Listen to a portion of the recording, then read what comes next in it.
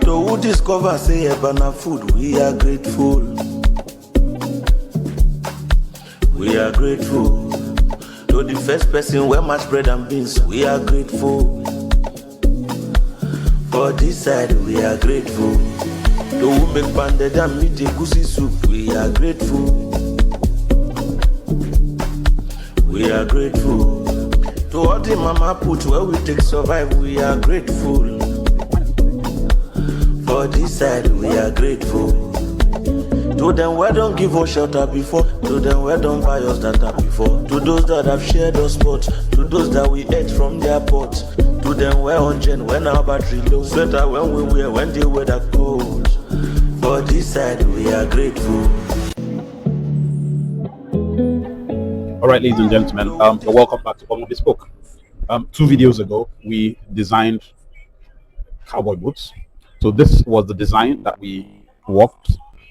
If you do not know how we got here, you probably should maybe just watch this video till the end, and then go back 2 videos ago and then see how we came by this design. Key things on this design is the pass line, and the fact that you have to factor that pass line in. We had several formulas by which we got our pass line. All of that we did when we reviewed the book by H.G. Patrick. And really, I mentioned to you that I was relying quite heavily on the adumbrations of that book, adumbrations done on that book by Eugene Pick and Mikhail Blaise Kafka, in coming up with my own ideas about how to fabricate cowboy boots. So in the last 2 videos, we did this design. Then in the last video, then we ended up by duplicating all of those pattern pieces. So for instance, for this piece here, we added the lasting allowance and then duplicated it like so, right? For this piece here, we added our stitching allowance at the bottom and duplicated it like so. For that piece, similarly, we added our lasting allowance and still was duplicated it like so. And we did mention in that last video that we will be really focusing on springing of the vamp parts of this whole thing, this vamp part, in the next video. So this is the vamp pattern. So the first thing you need to do if you want to duplicate this boot is, you see this shaft line, this line that runs from the shaft. You have to draw it down. Maybe I need to demonstrate the shaft line better to you. Give me a minute. Right. So if you take a look here, so this is this whole front line. And if you really just like extend this line down towards the feather edge, this whole line, you find that you go down. So just draw that line down to the feather edge and mark the point where it, touches the feather edge. It's going to become very important soon enough. So next thing we're going to do is to place that shaft line. You have your cardboard paper on which you want to duplicate your vamp, and you fold it. Then we will place that our shaft line on the center line of this folded cardboard. So this is on the center line of our cardboard. It runs all the way on the center line. Then we will draw in this part of the curve. Now, before we do that, let me point out one more line to you. If you remember this, when we had our, if this, for instance, was our mean form, right? And this was our instep. There was a line running from the heel to the instep. That line is the long heel. And that is this line that runs from here to here. And on this curve, you see the point where it intersects, where this curve intersects with this long heel. Take note of that point. So we have placed our shaft line on the center line.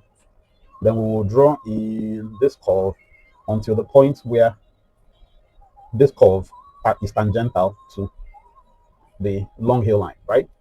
And then using that point as our pivot, we will pivot all the way until our vamp point is on the center line. So our vamp point on the center line, and then we will draw the rest of the curve down until we get to the ball. So this is the vamp point. This is the middle of the vamp line. This, of course, is our vamp line. The vamp line terminates at the feather edge at the ball. So this is our ball. So we draw from here all the way to our ball. When we get to our ball, the next pivot point will be the middle of our vamp line. We'll pivot from there till align the rest part of the vamp to the center line. Now we have this.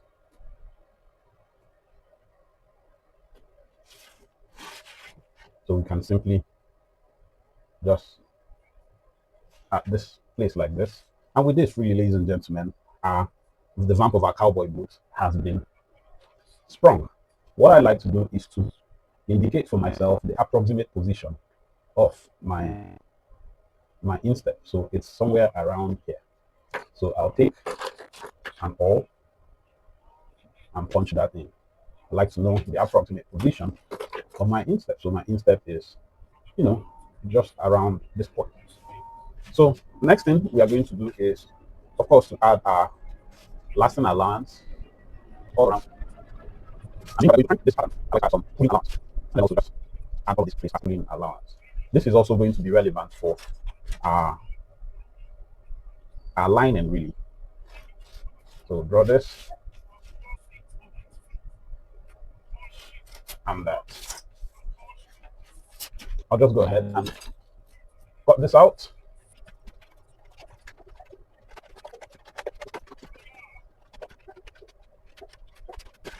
So this is so that there's no confusion whatsoever as to where the lines are going to just take the time of these around all of this. So I'll cut all of these metals. So you see that I have cut all these metals. Okay, something that I did, I of course marked out that point of the instep, and that will become very relevant. Was my This is where we started, and this is where we have it all duplicated. So finally, this is what we got. This is the vamp. This is the quarter, or quarter, as we will say in Nigeria. This is the back part of the vamp, the back part of the back part of the shaft, and where's the front part of the shaft? There it is. This is the front part of the shaft.